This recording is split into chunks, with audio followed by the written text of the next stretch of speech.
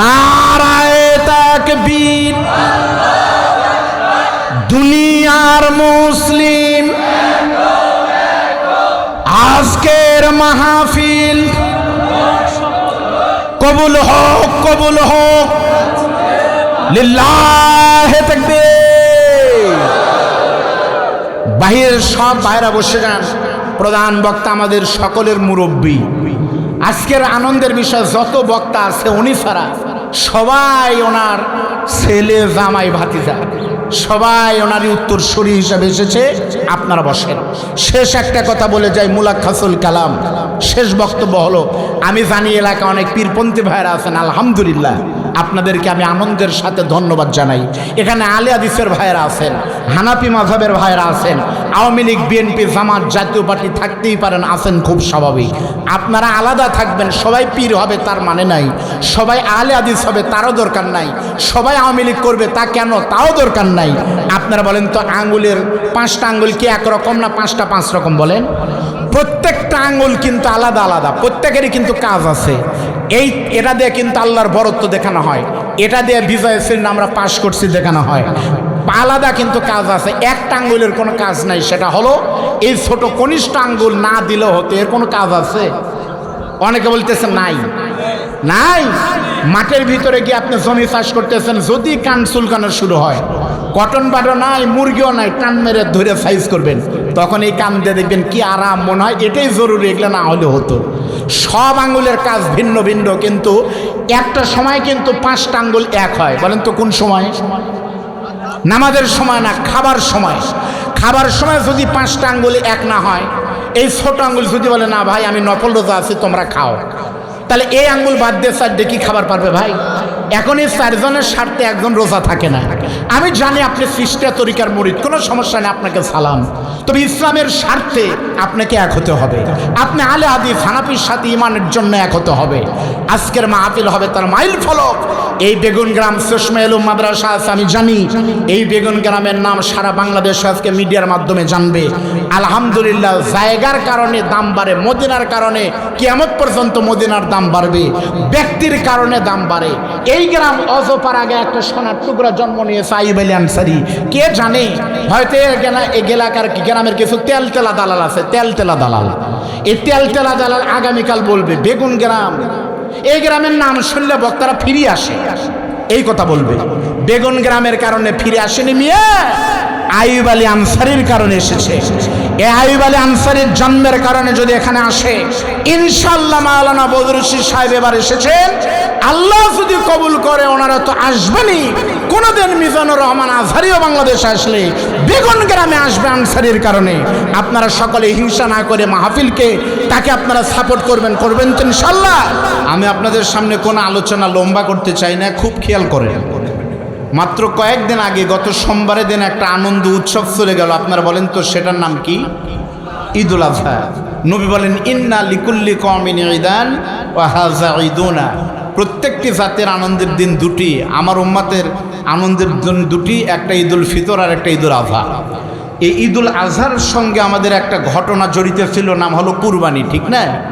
এই কুরবানির ঘটনা আল্লাহ সূরা সফফাতের ভিতরে এত সুন্দর করে আলোচনা করেছেন। আমি আপনাদের কাছে শুনতে চাই, দিক তাকান। আগামীকাল যদি আপনাদের মোলামগারে হাটে গল্প হয়, কোন বক্তা কি করলো, আপনারা কিন্তু বলবেন না কোন বক্তা কোন জামা পরে এসেছিল, কোন বক্তা কোন গাড়ি নিয়ে এসেছিল, তা বলবেন না। বলবেন কোন বক্তা কোন ওয়াজ দিয়ে গেল, কি নসিহত করে গেল, ঠিক না?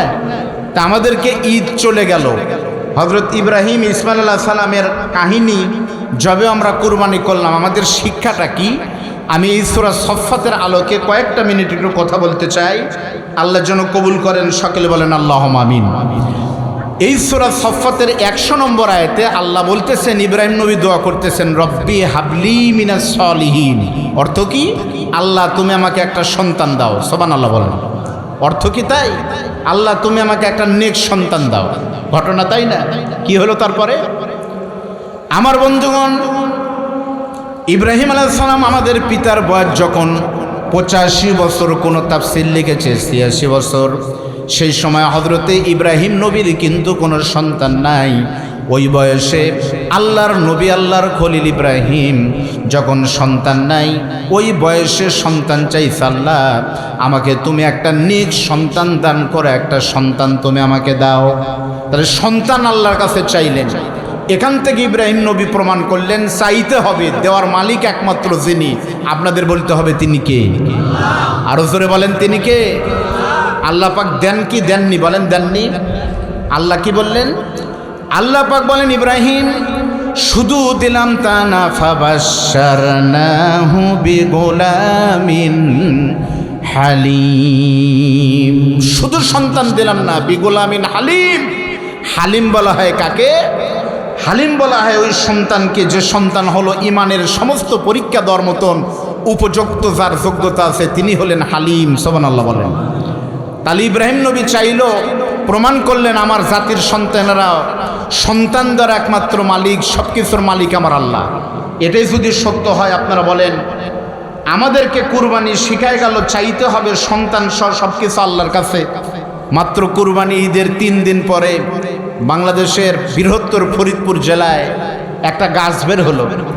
সে গাছের ভিতর থেকে নাকি কথার আওয়াজ আসে, আওয়াজ নাকি 2-4 জন শুনছে, কথার জবাব আসে।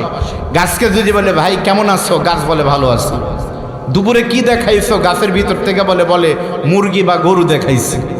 এই ঘটনাটা যখন ভাইরাল হয়ে গেল, বিভিন্ন জায়গা থেকে লোক আসা শুরু করেছে। দেখেন না আপনারা, নারী পুরুষ লাইন দিচ্ছে, ওই গাছে এসে চুমো দিচ্ছে, কেউ গাছের সাথে পিঠ ঠেকাচ্ছে, কেউ গাছ ধোয়া পানি নিয়ে গিয়ে খাচ্ছে। আপনারা বলেন, কেউ বলতেছে এটা জিন, কেউ বলতেছে এটা পরী, কেউ বলতেছে ভূত।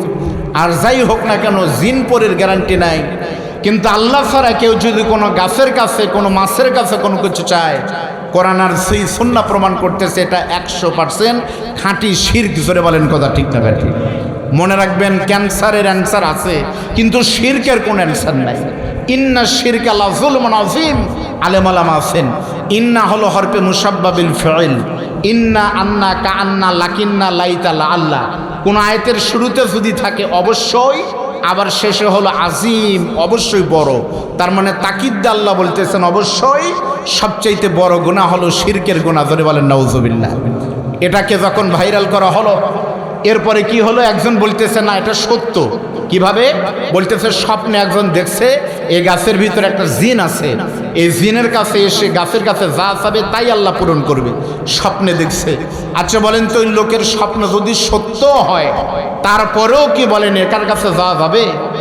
ওই মানুষের স্বপ্ন দেখা সত্য, জিন হয়তো দেখাইছে, কিন্তু মানুষের স্বপ্ন কোনোদিন সত্য হয় না। প্রমাণ করতেছে পবিত্র কোরআনের সূরা সাফফাতের আয়াত।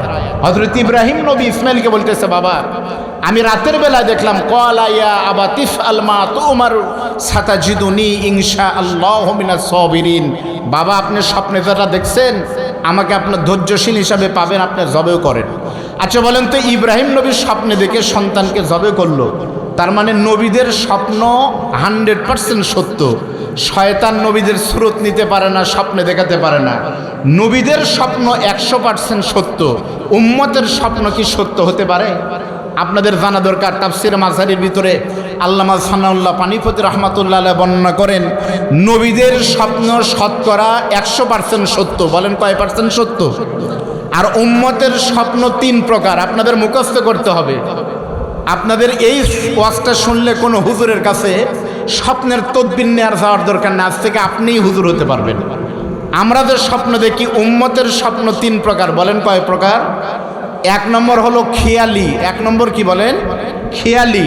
2 নম্বর হলো রহমানি, আর 3 নম্বর হলো শয়তানি। 1 নম্বর কি? খেয়ালি। খেয়ালি কাকে বলে? এই যে বক্তারা ওয়াজ করতেছে আপনারা দেখেছেন, এই যে বক্তাদের এটা কিন্তু দিনের বেলা যা বলে, রাতের বেলা তার একটা খেয়াল। কিন্তু আমার মনে আছে, আমি দাখিল আলিম পরীক্ষা দিয়ে বগুড়াতে একটা মেসে ছিলাম, আমার রুমমেট ছিল একটা দোকানদার। তো আমি দেখতাম রাতের বেলায় যখনই জায়গা পাইতাম, ওই লোকটা মাঝে মাঝে বলতো, ভাই শেষ কথাটা বলে দেন, আপা কত দিবেন বলেন, আর একটু হলেই দিয়ে দিব। তা আমি মাঝে মাঝে বলতাম, মানিক ভাই স্বপ্নের ভিতরে কোনোদিন আপনি এই কথা ছাড়া বলেন না, শেষ কথা বলে দেন। আপা বলেন আর কত দিবেন, কারণটা কি? বলে ভাই সকাল 9টা থেকে রাত 9টা পর্যন্ত মালিক বসে থাকে, আমরা 2 কর্মচারীর জেকের একটাই, ভাই কত দিবেন? 500, আর কিছু দেন, শেষ কত পারবেন? লাভ হলে দিয়েই দিতাম। এই বলতে বলতে পরিস্থিতি এইরকম।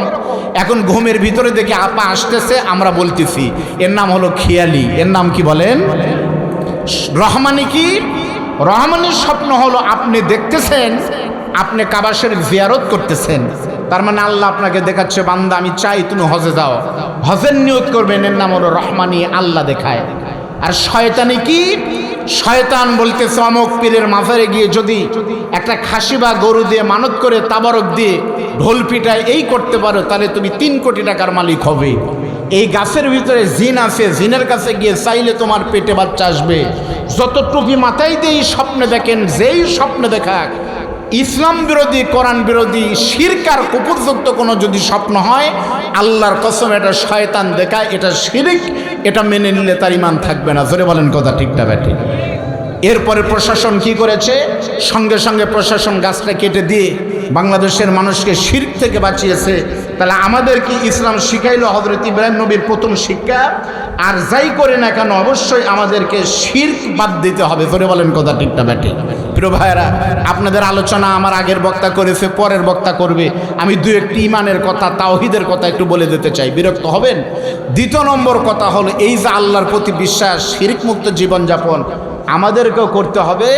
এই শিরক মুক্ত হতে হবে ব্যক্তিগত পর্যায়ে, পারিবারিক, সামাজিক, রাষ্ট্রীয় পর্যায়ে পর্যন্ত। জোরে বলেন কথা ঠিক না ব্যাঠিক? মনে রাখতে হবে খায়রিহি ওয়া শাররিহি মিনাল্লাহি তাআলা, ভালো এবং মন্দের একমাত্র মালিক কে? জোরে বলেন কে? এটাই যদি হয়, তাহলে আমরা যদি মনে করি অমুক দেশের সাথে সম্পর্ক না রাখলে আমাদের বাংলাদেশ টিকবে না, এটা ইমানের কথা হতে পারে না।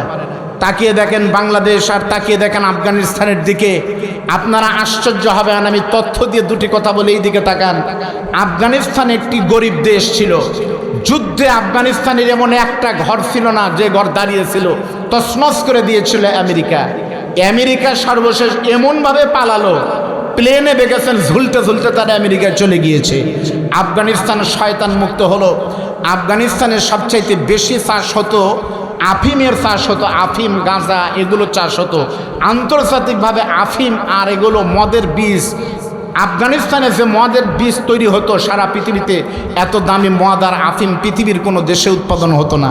কোটি কোটি না হাজার হাজার কোটি টাকা তার এখান থেকে পেত। কিন্তু মোল্লারা যখন ক্ষমতায় আসে, মদ হারাম, সঙ্গে সঙ্গে রাষ্ট্রীয়ভাবে পুরো এলাকার মদকে নিষেধ করে দিয়ে মরুভূমির এলাকায় তারা মদ আর আফিম ট্রাক্টর দিয়ে তছনছ করে দিয়ে তারা ঘোষণা দিল আমরা বেদেনা আর ডালিম লাগাবো। মরুভূমির ভিতরে ডালিম হওয়ার কথা না এত, তারপরেও লাগানোর পরে রেকর্ড হয়েছে গত 500 বছরের ভিতরে পৃথিবীর কথায় এত ডালিম হয়নি। যেখানে হওয়ার কথা না সেখানেও হয়েছে। তার মানে মদের পরিবর্তে, আফিমের পরিবর্তে ইসলাম মেনে নেওয়ার কারণে বরকতের দরজা খুলে দিয়েছেন যিনি, আপনাদের বলতে হবে তিনি কে? এই আফিম বাদ দিয়ে ডালিম থেকে একটা জুস তৈরি হচ্ছে, নাম হলো সাফা কলা, পামির কলা। বাংলাদেশে চলে এসেছে। আপনারা আফগানিস্তানের পণ্য কিনে খাবেন, কোকোকলা, পেপসি এগুলো মুসলমানরা খাবে না। জোরে বলেন কথা ঠিক না ঠিক?